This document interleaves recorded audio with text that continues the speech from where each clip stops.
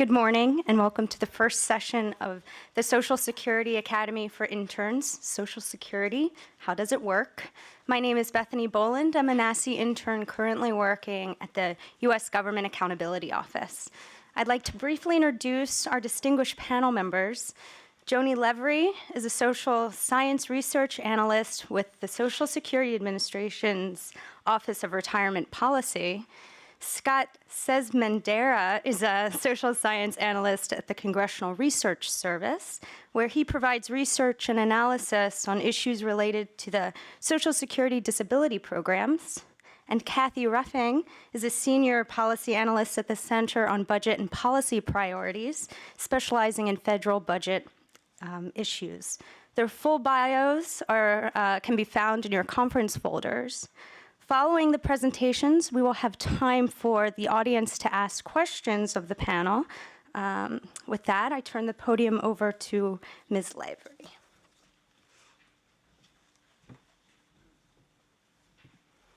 Thank you, Bethany.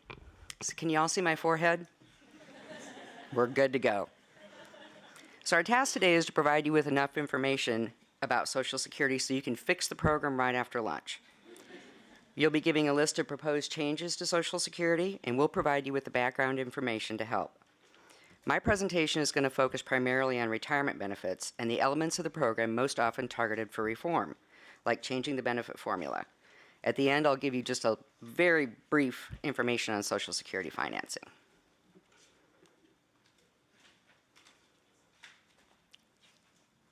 Don't you love technology?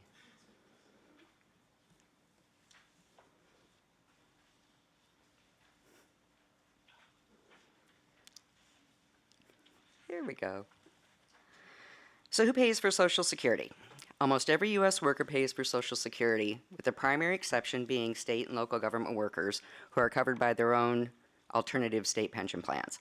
And just a really quick aside, yesterday in the New York Times there was an article about Maine is considering bringing their workers back into Social Security. So I highly recommend reading that article. The FICA, the Federal Insurance Contribution Act tax rate is 6.2% for workers and employers and has been 6.2% for 20 years. Self-employed workers pay both the employer and the employee share, and for self-employed and employers, they can offset part of their FICA tax through the income tax code. You only pay FICA on earnings up to a set limit. That's called the taxable maximum, and the taxable max for 2010 is $106,800. About 6% of workers make more than this cap. So what this means is that a person who makes $5 million a year pays the same Social Security taxes as a person who makes $106,800, and they're both eligible for the same benefit. Benefits are based on your lifetime taxable earnings. So in other words, only wages that are taxable count towards your benefits. This earnings cap is increased annually by the increase in average wages. So as Kilolo mentioned, Social Security is an insurance program that covers families.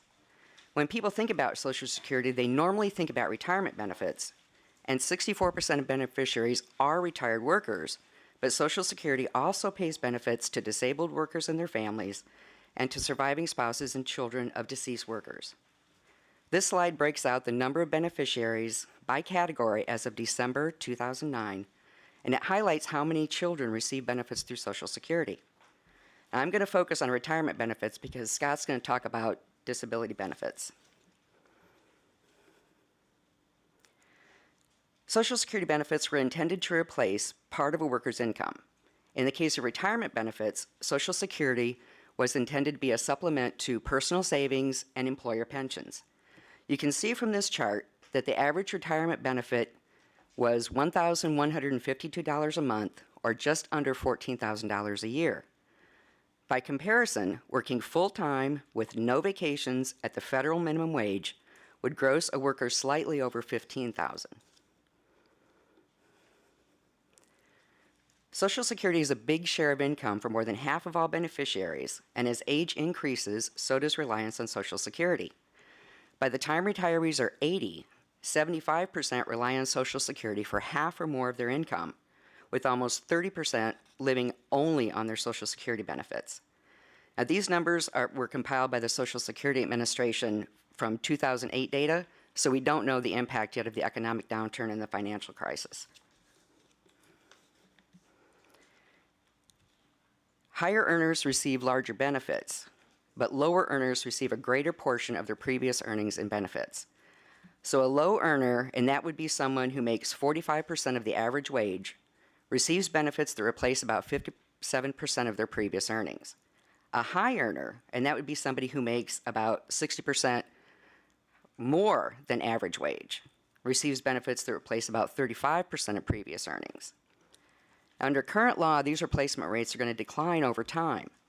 Most Social Security beneficiaries have their Medicare Part B premiums deducted right from their Social Security check.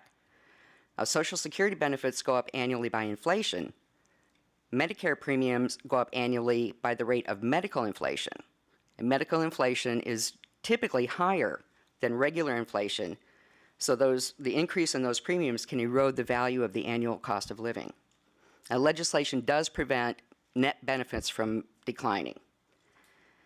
Additionally, the income limits that determine whether or not beneficiaries pay income tax on part of their Social Security benefits are not tied to inflation or increases in the annual wage. So more beneficiaries in the future will pay taxes on their Social Security benefits. So I want to talk a little bit about how benefits are calculated, because I think it'll be helpful when you guys fix Social Security this afternoon. So I'm so glad you're going to fix it. That means I can retire and go home. So Social Security replaces a portion of your wages when you retire. So the benefit calculation starts by determining what your average monthly earnings were over your lifetime. Earnings are indexed to reflect changes in average wages over time, and the highest 35 years are added together and divided by 420. That's 12 months times 35 years to get your average indexed monthly earnings. Then a formula is applied to this AMI to get the initial benefit amount, called the primary insurance amount. This chart shows the PIA formula. It illustrates how lower earners receive a higher replacement rate than high earners. As the dollar amount of the average indexed monthly earnings gets higher, a smaller portion of the AMI is counted toward benefits. So I want you to know how this formula works, because many Social Security proposals change the bend point dollar thresholds or the percentage of the AMI that's replaced between the bend points. And some reform proposals also talk about adding another bend point somewhere in this formula. So this is what calculating a PAI would look like. Now, I used a really high AMI because I want you to be able to see how each bend point works. So if your average index monthly earnings was $5,293, your PIA would end up being $2,014.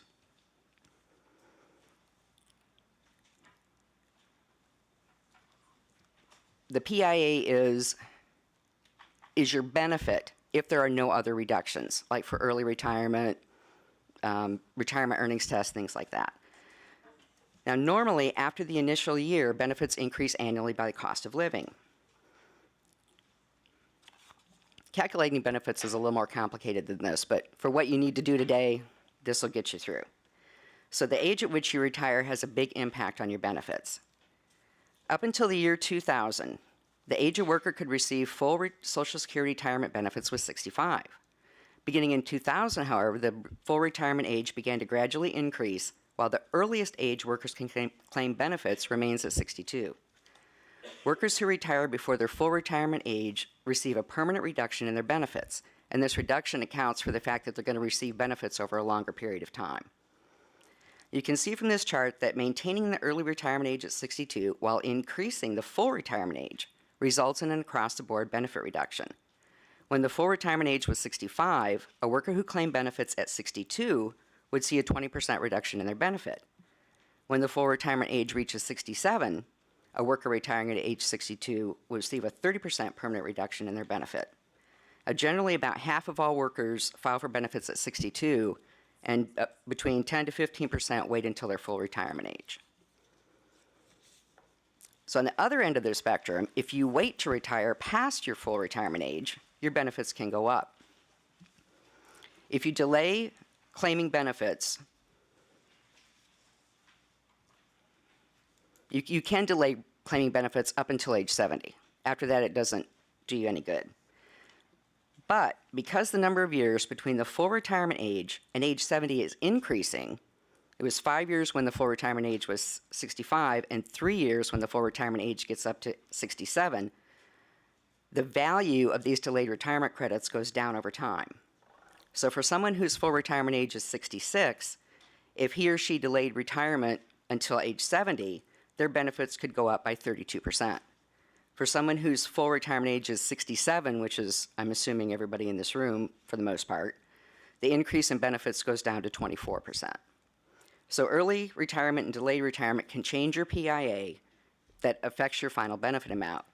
What's important to know is the supplementary benefits that I was talking about earlier, the kids, survivors, spouses, their benefits are figured off the worker benefit as well. So if you change the worker benefit, you can inadvertently affect those benefits as well. So I'm going to talk just a little bit about financing. According to the 2009 Social Security Trustees Report, almost 83% of income into the Social Security program is going to come from taxable wages, with about 30% coming from income taxes and 14% coming from interest earned on trust fund assets. So what are the trust funds?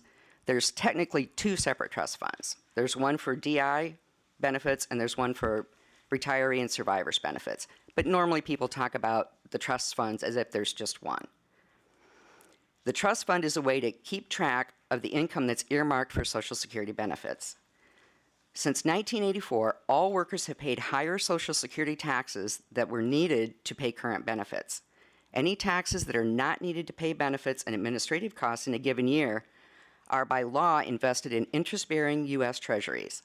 So this means that the rest of the government has borrowed this money with a promise to repay it when it's needed to pay benefits.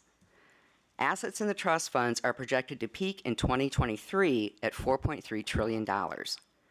As of 2009, the trust funds are projected to be depleted in 2037 when the youngest baby boomer will be 73 years old. Every year, the Social Security trustees prepare a report on the status of the program. The report provides a detailed analysis of Social Security activity for the previous year, as well as projections of what might happen in the future. The Social Security Administration's Office of the Chief Actuary uses projections of future employment, wages, inflation, birth and death rates, immigration and disability incident, among other variables, to provide lawmakers and the public with three possible scenarios out 10 years, 75 years, and to infinity. Most researchers, lawmakers, reporters, everybody relies on the actuary's intermediate or best guess projections when they talk about Social Security. According to the 2009 Trustees Report, income to Social Security will fall short of what is needed to pay benefits over the 75-year projection period by 2% of taxable payroll. And what taxable payroll means is all earnings under the taxable maximum earnings cap, which you know is $106,800 in 2010. So you can think about this 2% of taxable payroll this way. If we raised the Social Security tax rate from 6.2% to 7.2% for both employers and employees, that would essentially close the gap. Now, I'm not suggesting that we do this. I just want to give you a way to think about what 2% of taxable payroll means. Now, another way to measure the shortfall is as a percent of gross domestic product, and Kathy's going to delve into this measure in her presentation.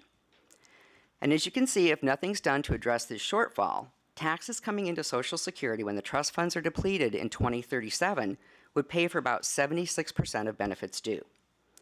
There's a lot more to talk about Social Security financing, but that's why you have Steve Goss here to talk about it in the next section.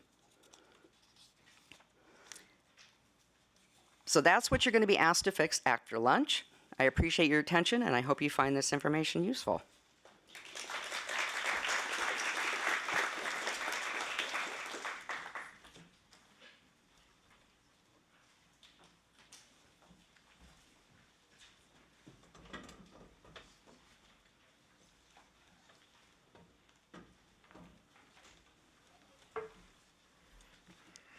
Well, good morning.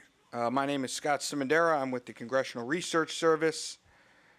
I'm going to talk about Social Security disability programs, which some people don't even know exist. Many people think of Social Security, they think of retirement. But as has been mentioned several times already this morning, there's more to Social Security than just retirement. And that actually includes 2 disability programs. Social Security Disability Insurance, SSDI or DI, or sometimes just called Social Security, and Supplemental Security Income, often referred to as SSI. These programs are separate programs, although some people do receive benefits under both. But they are both administered by the Social Security Administration. However, the programs do have some key differences, which we'll talk about.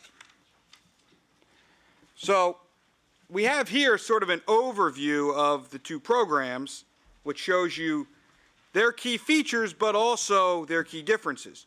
So SSDI, Social Security Disability Insurance, is what's called an insured program. Just like Social Security Retirement, you have to pay in via the payroll tax in order to get your benefit.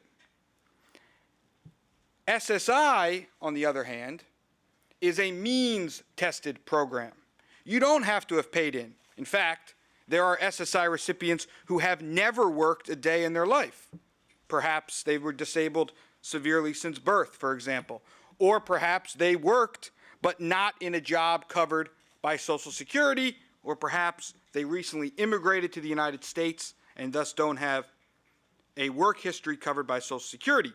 So while you don't have to have a covered work history to get SSI, it is means tested, which means you have to have extremely limited income and assets. SSDI has no means test. If the richest person in the world, I don't know who that is, not me, were to become disabled tomorrow, he or she, provided he paid in SSDI, would be eligible. Doesn't matter. You could have millions of dollars in the bank. You could own 50 houses, yachts, doesn't matter. With SSI, however, your assets that are countable, and we won't get into what they count, what they don't count, because that's a whole day, are limited to $2,000. Now, they don't count your house and your car. But that means if you have a lot of money, let's say in the bank or in investments, you are not going to be eligible for SSI benefits. SSI is what is often referred to as the program of last resort. It is for people who really have nowhere else to turn. DI, SSDI, is really an insurance program. You bought the insurance, you're entitled to it. SSDI provides benefits to working age adults and their dependents. SSI provides benefits to children, adults, and seniors, but not their dependents. Only the individual gets the benefit. And an important point, which is often overlooked, is that seniors are eligible for SSI even if they're not disabled.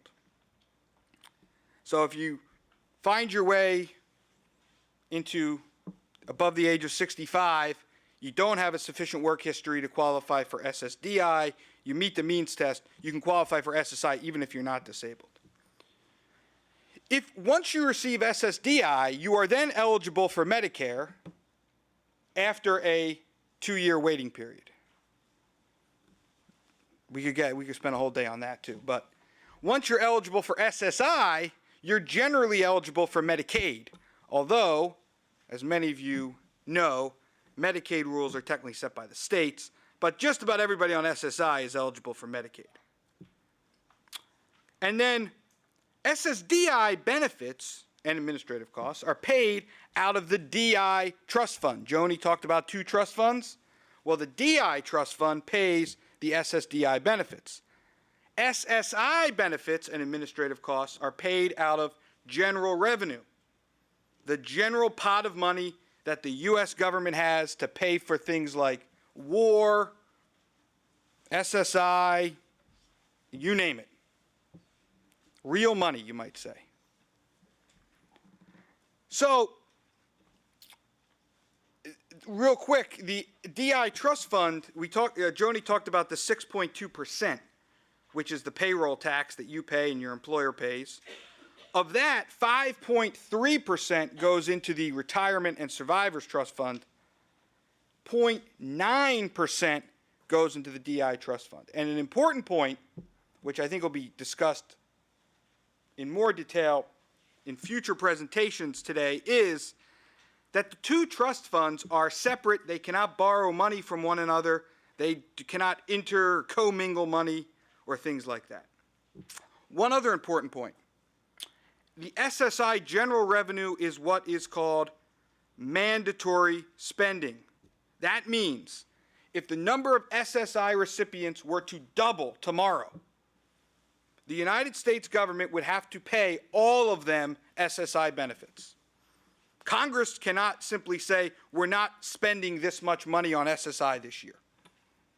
That money is not subject to appropriation. It is mandatory spending. It is entitlement spending, however you want to term it.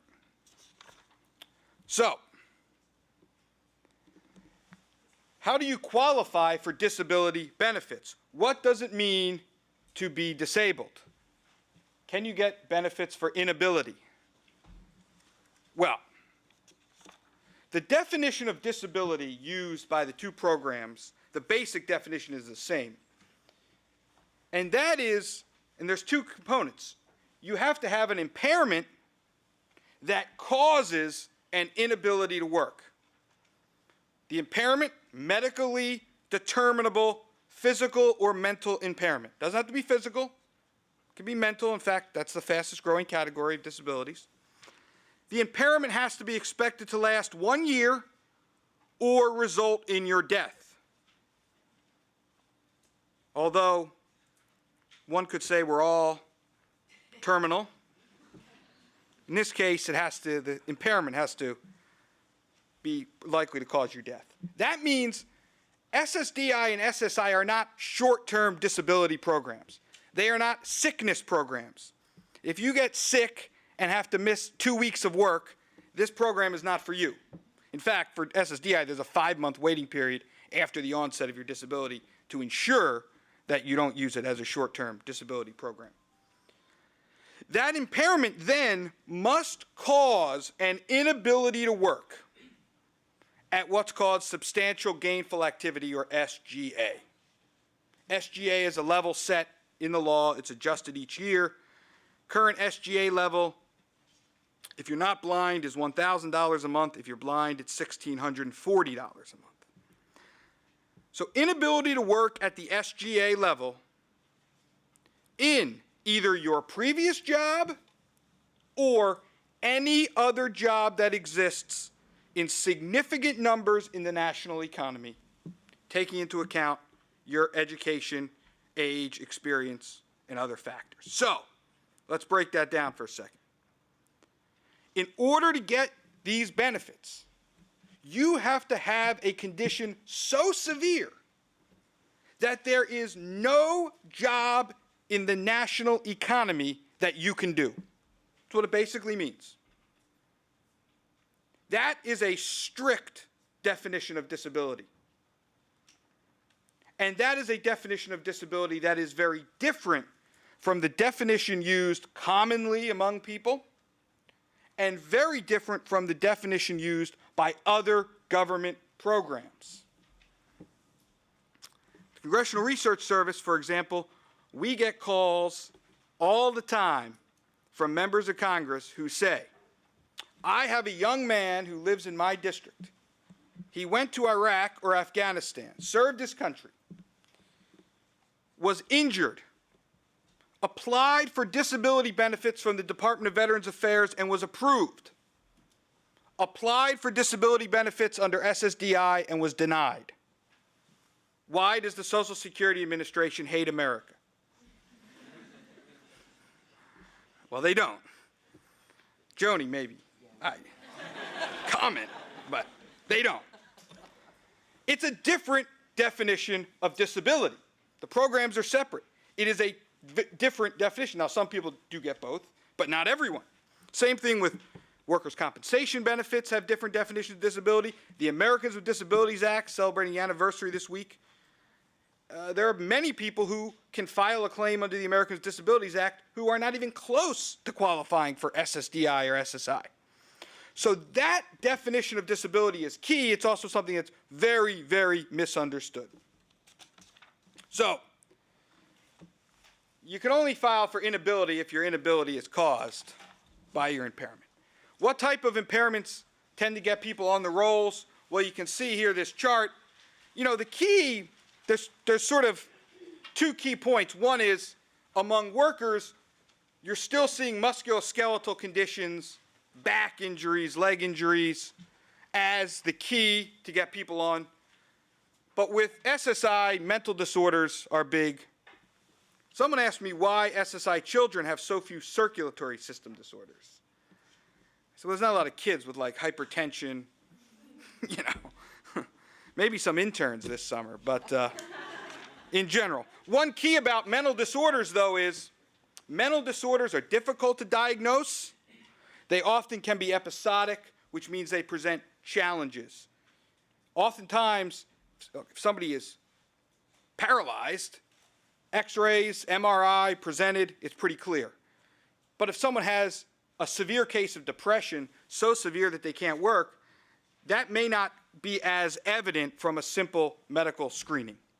This complicated chart just shows you the 5 steps that are used to determine whether someone's disabled or not. The key is what's called the medical listings test.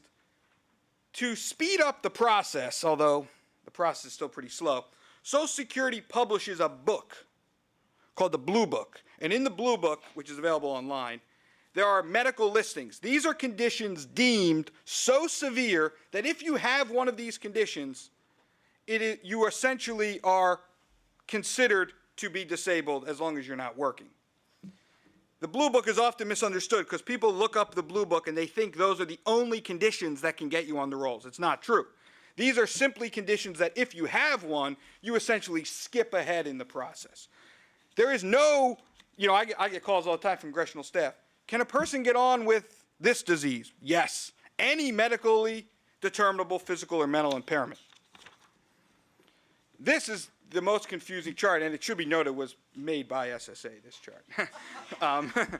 But at our request. But anyway, you don't have to, the point is, when you apply for disability, there's an initial determination which is actually made by your state. There are then several levels of appeal. The key point here is, when you initially apply for disability, SSI and DI, only 36.9% of the people are approved.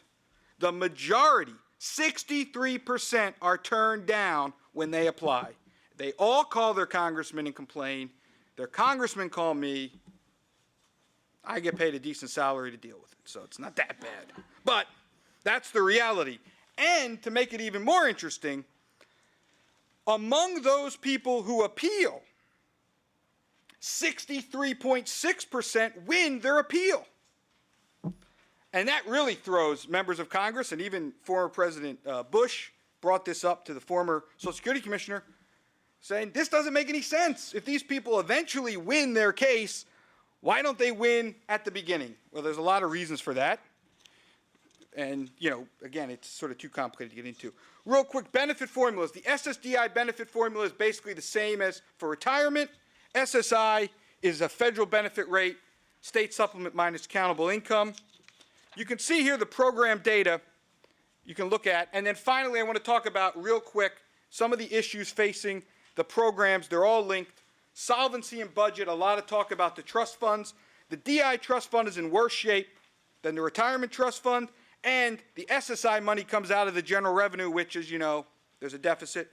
Administrative backlogs. More and more people applying, especially in this economy where people have lost their jobs. The process is getting slow. The average time for an initial decision, for example, is 111 days. That's a long time to wait to hear whether you're approved or not. return to work, only about 3% of the people who enter the disability rolls ever leave because of work. That means when you're on, you're pretty much on for life. That adds to some of the costs. And then finally, program integrity. Real quick, and I'll finish up by saying, last month I had the opportunity to spend some time with Social Security's investigators in Virginia, and they showed me a video of a man who was applying for DI claiming to be blind. The only problem was they were videotaping him as he was driving. And incredibly, he drove to an eyeglass store. Well, he was turned down. So program integrity, the program is not rife with fraud and things like that, but there are real program integrity issues, and when you have a program that's so close financially to the margins, they do make a difference. So again, there's a lot of information in here, but if you have any additional questions, I'll be happy to answer them for you. Thank you.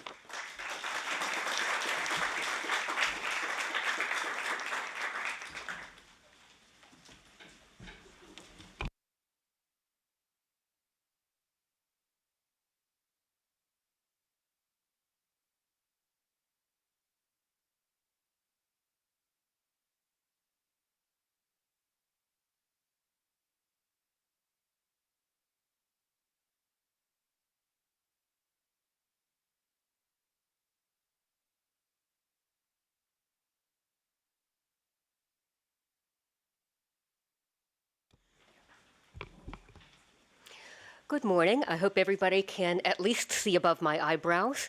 My name is Kathy Ruffing. I'm a senior analyst with the Center on Budget and Policy Priorities. I previously spent 25 years at the Congressional Budget Office, and I'm delighted to be here this morning. I would just like to state that to the extent I express opinions during my talk, they are my own opinions and do not necessarily reflect the views of my organization.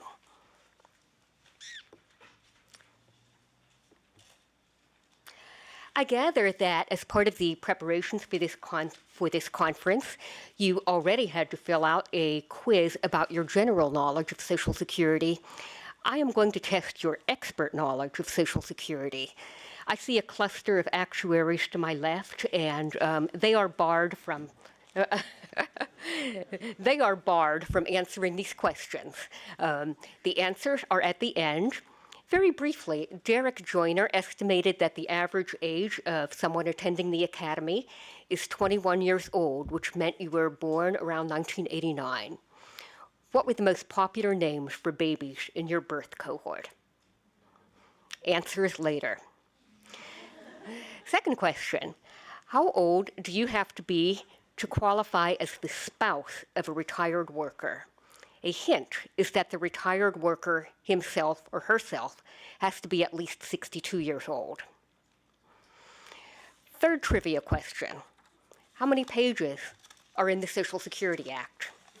Another trick question, I'll warn you. But moving along to the meat of my presentation, I was asked to talk about the implications of Social Security for the budget, if any. Well, there are certainly implications for Social Security as part of the budget. Social Security revenues, that is, payroll taxes, account for approximately 1/4 of all federal revenues. When you look at federal revenues or federal spending over a long period of time, like several decades, the only sensible way to depict them is in relation to something larger, to total wages and salaries, or my particular preference, gross domestic product, or GDP, which is the size of the total economy.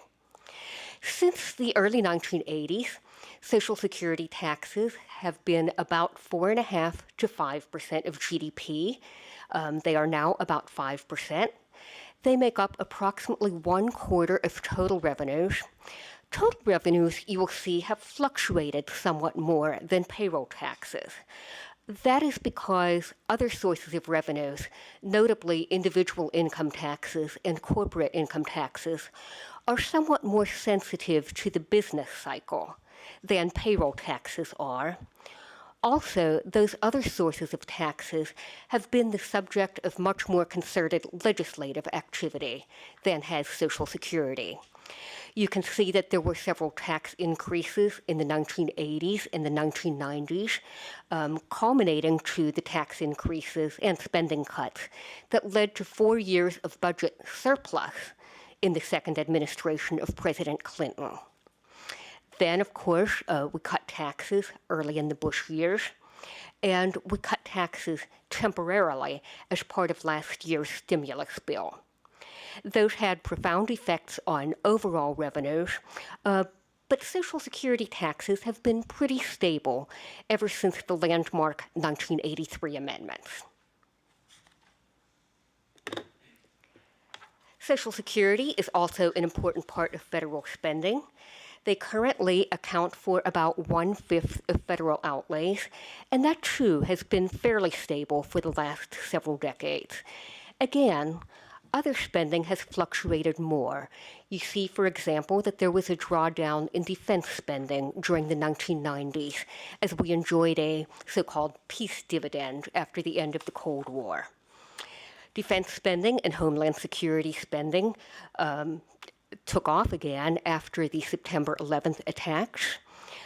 Interest paid on the national debt fluctuates both as a result of the amount of borrowing that we do and the interest rate that we have to pay on such borrowing. But again, although the fraction varies from year to year, Social Security over this period has accounted for approximately 4.5% of gross domestic product and about 1/5 of total federal outlays. In fact, it's said that for most people, their impressions of government are formed very heavily by their dealings with 3 agencies: the IRS, the Post Office, and the Social Security Administration. That makes sense. Almost everybody, sooner or later, is going to deal with the Social Security Administration as a taxpayer and eventually as a beneficiary. I've said that Social Security makes up approximately 1/5 of federal spending. Well, what is the other 4/5? I take 2009 here, which I hasten to add was not a typical year. It was far from it. It was the year when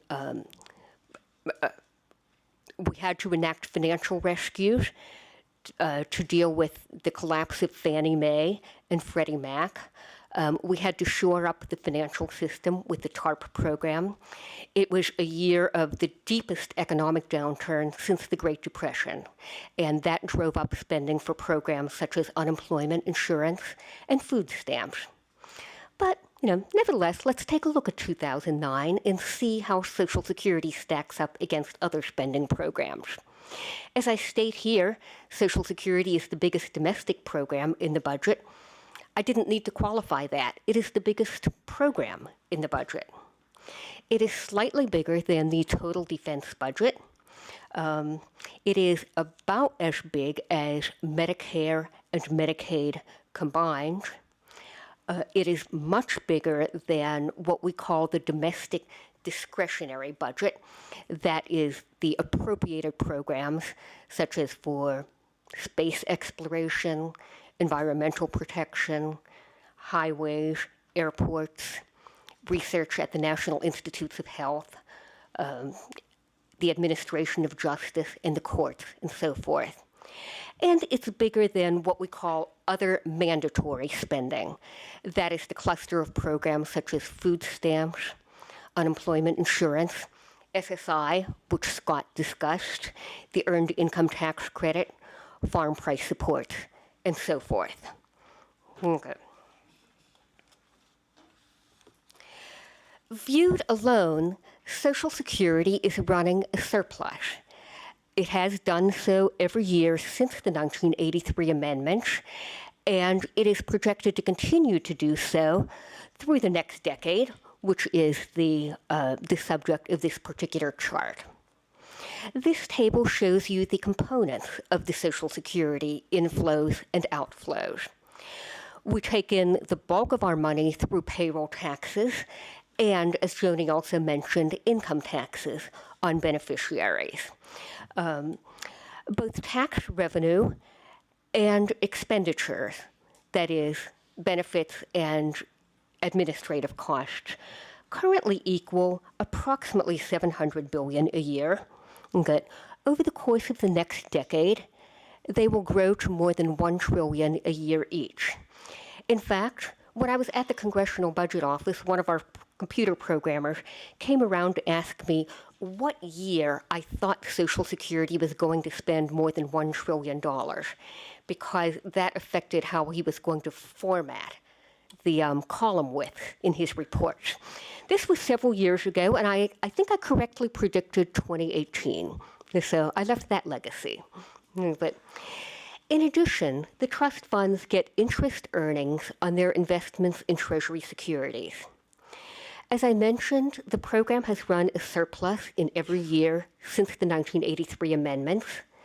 Those surpluses at the start of this year amounted cumulatively to over $2.5 trillion. They are invested in Treasury securities. The trust funds get a market rate of interest, a fair rate of interest on them. That rate is currently about 4.7%. And over this period, interest earnings will add another 100 to 200 billion a year to Social Security's income.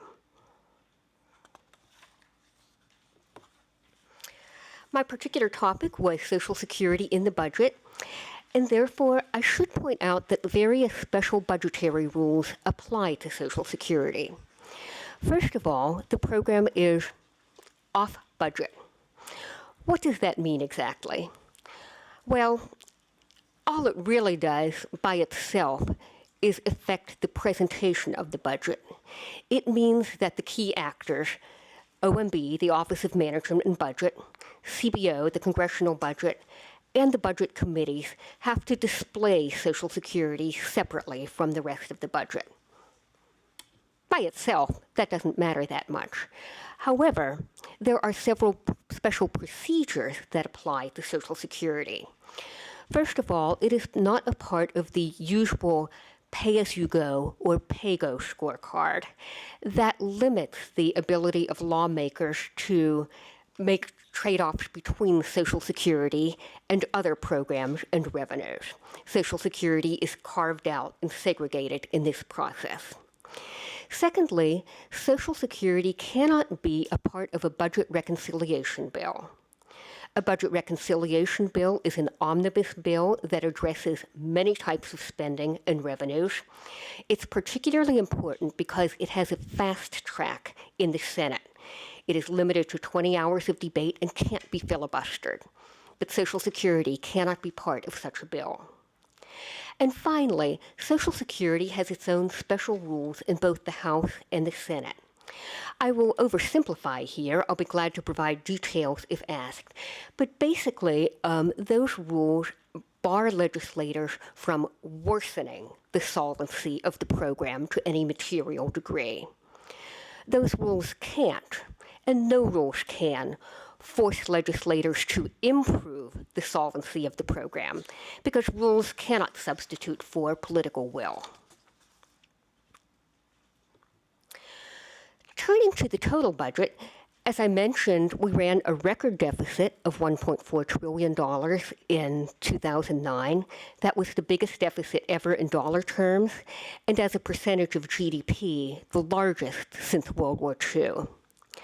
As you can see, deficits are going to remain very high for several years and then drop. That is a sign of economic recovery.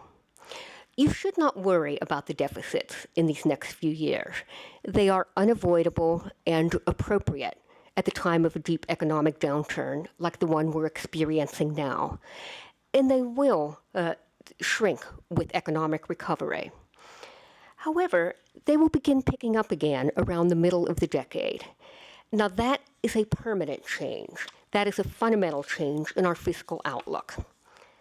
And much of that stems from demographic change, the graying of the United States population. The baby boom, which is the generation born between 1946 and 1964, I'm a member of it, is rapidly entering its senior years. The first baby boomers turned 62 in 2008 and could qualify for early retirement benefits and Social Security. The first boomers will turn 65 in 2011 and will qualify for Medicare old age benefits. And they're just the leading edge of the baby boom. There are more to come. When I was a child, only 8% of the population was over 65. My grandmother seemed very old to me, and she was. There weren't many like her. That proportion is now up to 13%, and in the long run, it will settle at about 20%. This is not purely a temporary phenomenon of the baby boom aging. The generations that follow the baby boom are smaller in size, but they will benefit from increased life expectancy. So we will see a permanent change in the mix, the age mix of our population. That affects the Social Security program. The Social Security program will swing from surplus to deficit in the early 2020s. The Social Security actuaries predict that the trust fund as a whole will be depleted in 2037. At that time, if nothing else happens, we will be able to pay approximately 75 cents for every dollar of so-called scheduled Social Security benefits. That does not mean that Social Security has gone bust. It's very exasperating to hear people say they don't expect to get a penny in Social Security benefits when they retire. As this chart makes clear, you will get at least 75% of your promised benefits. We hope the Congress will take action well before trust fund depletion to enact a balanced mix of spending and benefit changes. Because I'm limited for time, I'm going to skip over my next chart briefly, but I encourage you to look at it if you have questions about the size of the Social Security deficit. In the long run, Social Security is in fact a much more tractable budgetary challenge than our health care programs. In the mid-2030s, at about the time when Social Security is projected to be depleted, it will make up approximately 1/5 of the total imbalance between spending and revenues. The health care programs are a much larger fraction and a much more difficult problem to deal with. And that is because healthcare costs grow up not just faster than general inflation, but faster than GDP. Congress took a first step at dealing with that in healthcare reform, but it's obvious that they are going to have to revisit the issue.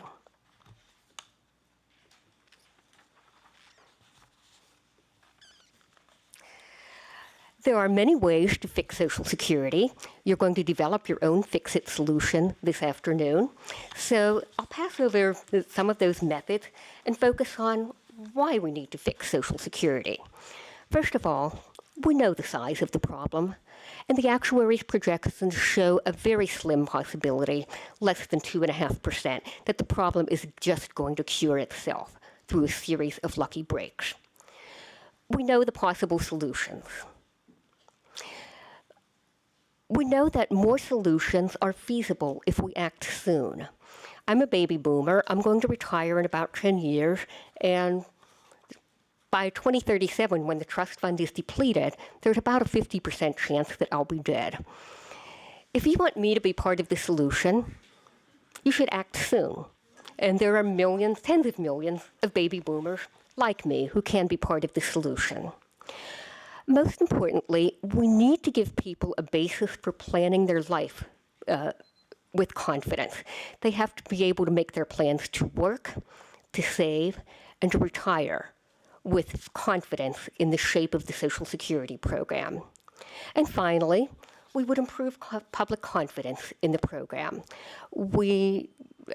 The Gallup poll that was released this week showed a disturbing lack of confidence in the Social Security program, and unfortunately a disturbing lack of knowledge about the Social Security program.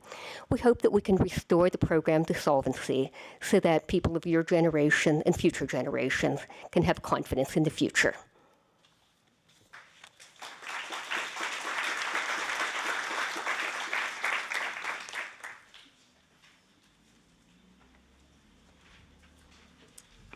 So now I would like to ask any of those with questions to get the attention of one of the individuals with a wireless microphone.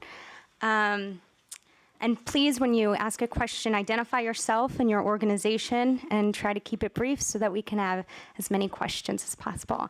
I will start off with the first question for Scott.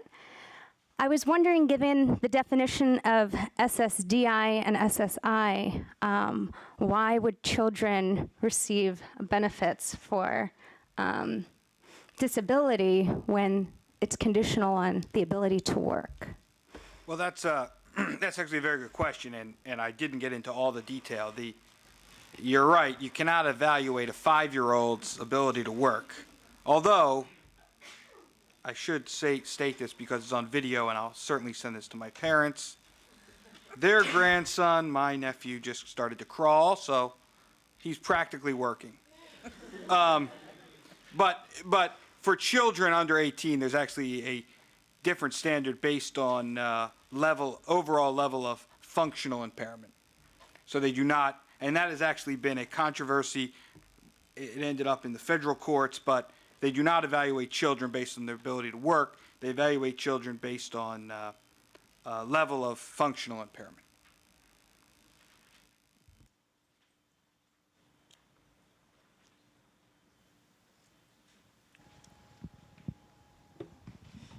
Hi, my name is Xantha, and I'm here with the Roosevelt Institute today. And this is a question for Scott. I know you seem to be in the hot seat, but you mentioned one of the largest sectors and burdens, I guess burdens isn't a great word, on SSI is mental disability. Do you know if that increase goes along with population, or if it seems to be people are just saying, I have a disability? Well, there's several theories as to why and the fastest growing type of disability, not just in the Social Security programs, but throughout the world of disability, are mental conditions. You know, Jenny McCarthy would say it's because of vaccines, but she's wrong. It's not. You know, it is actually an interesting issue, which probably doesn't have an easy solution, but certainly one of the answers to that is there is a growing recognition of types of mental conditions that there wasn't in the past. It's not to say people did not have these conditions, but they may not have been identified, people may not have been willing to come forward, self-identify. As an example of that, I had a meeting once with some veterans groups, and someone at the meeting said, post-traumatic stress disorder, which you hear about, is that was practically invented by the Iraq War. And this person, the veterans, said, well, actually, there are probably people with post-traumatic stress disorder in the Revolutionary War, the Roman legions. We just didn't have a name for it yet. And I think that's what's happened here with some of these conditions, is there's a greater identification of them. Medical science has improved the ability to detect them, and oftentimes, put the results in a form that makes it more likely people will be approved. But it is a problem that policy makers have to address because, as I said, these are often difficult to diagnose, and they're often episodic, meaning you can have someone who cannot work today, but might, with the right medication, be able to work for the next 8 months, but then can't work. And the program often is sort of an either or. What do you do about that sort of condition? And so it is a challenge going forward.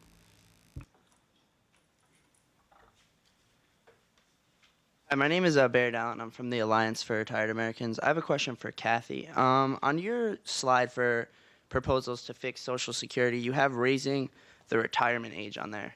I'm wondering if you could elaborate on that, because as far as I know, they would have to phase in if they were to raise the retirement age to 70 in 2036. I'm wondering if you could speak to what savings they would get from raising the retirement age.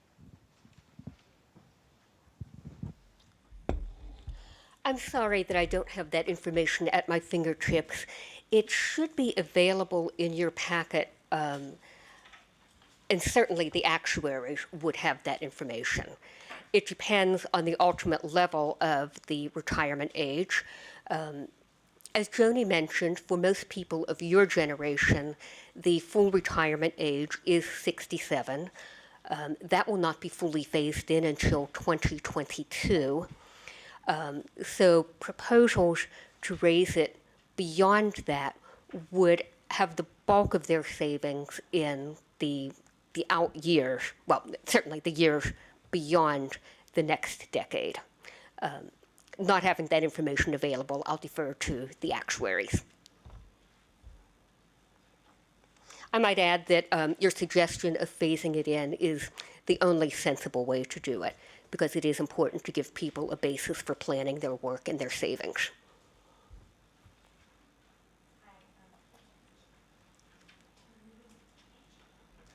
Hello? Okay, there we go. Sorry.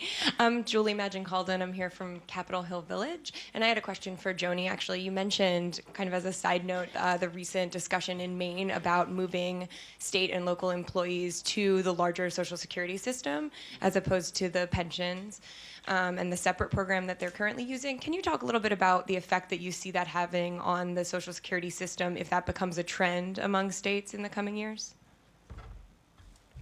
Sure.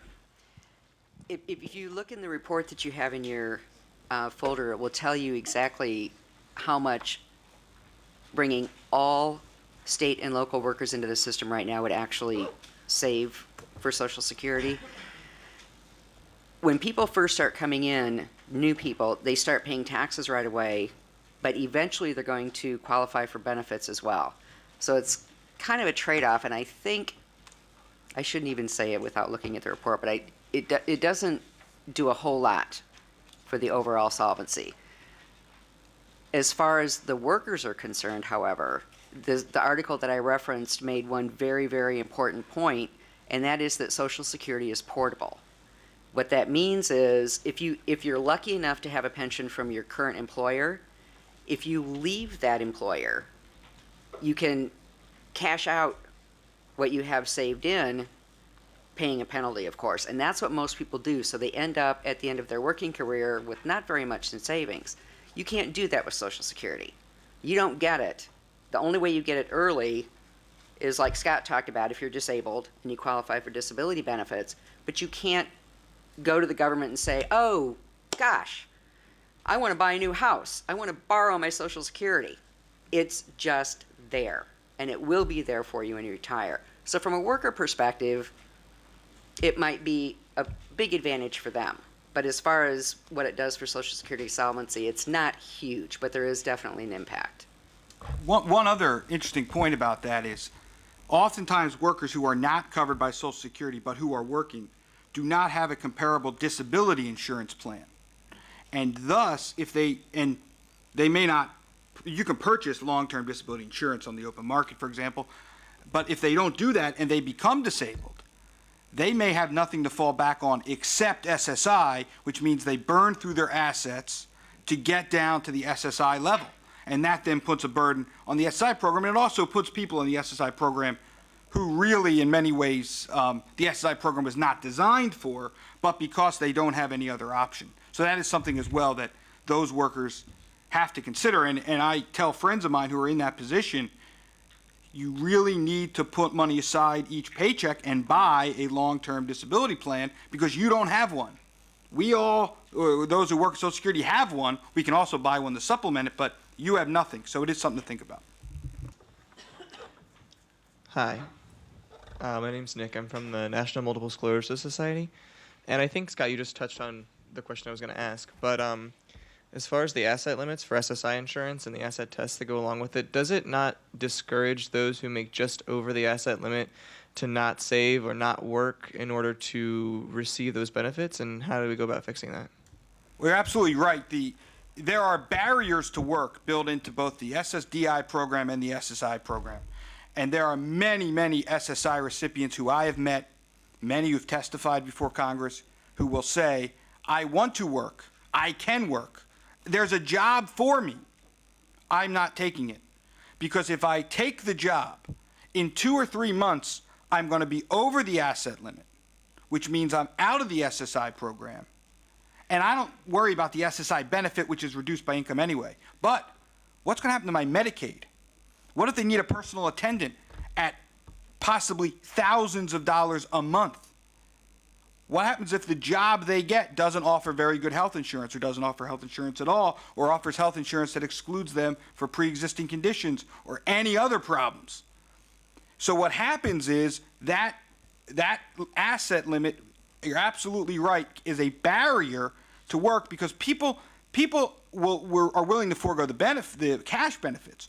But that medical side is critical, especially if you have a severe disability, because in most cases your medical costs are going to be much higher than the average person. So absolutely, that's a very, very good point.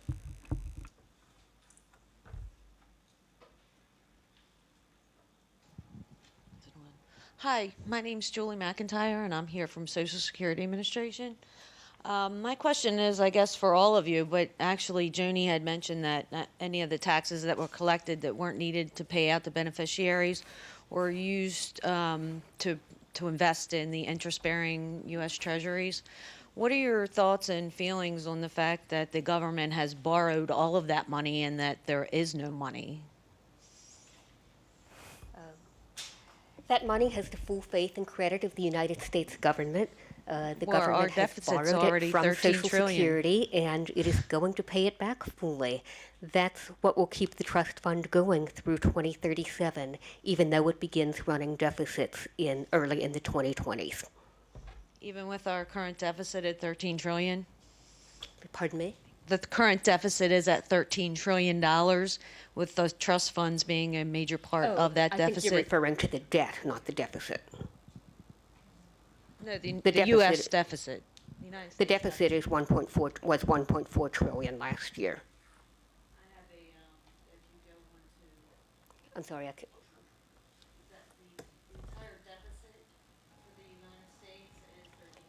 can't hear you, I'm sorry. Yeah. The deficit as of June 5th, I think, was 13 trillion 50 billion.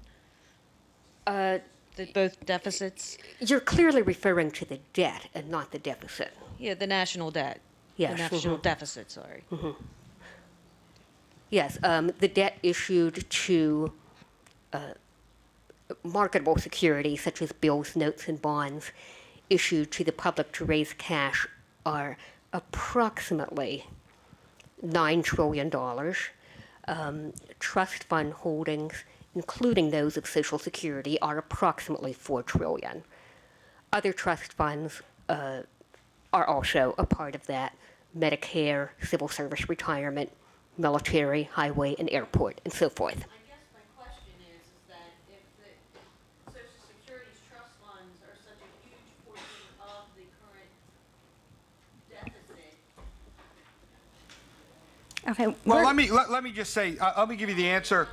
Well, let me give you the answer I give to, because I get this question from congressional staff. I'll give you the same answer I give them, which is those bonds, which are in a drawer in West Virginia, if you want to ever go look at them physically, are backed by the full faith and credit of the U.S. government. Same as the dollar bills in your pocket. If the government can't pay them back, Social Security will be the least of your problems, because it will mean the entire United States government has collapsed, and Social Security is not going to be what you're worried about. You might be worried about learning another language or who knows what.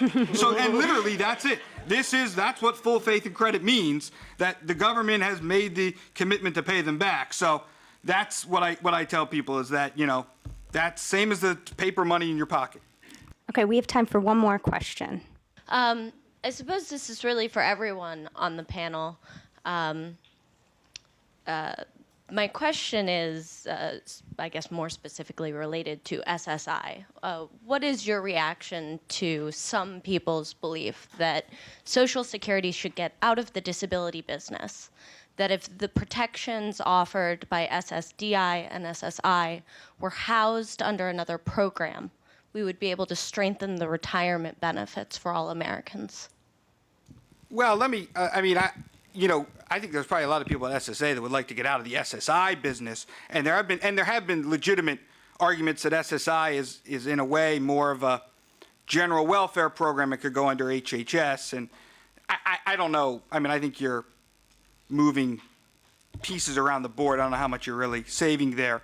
I think the fact that the trust funds are separate means that the administrative costs for DI are much higher than for retirement. It's easy to tell if someone's 65 or not. It's not easy to tell if they're disabled or not.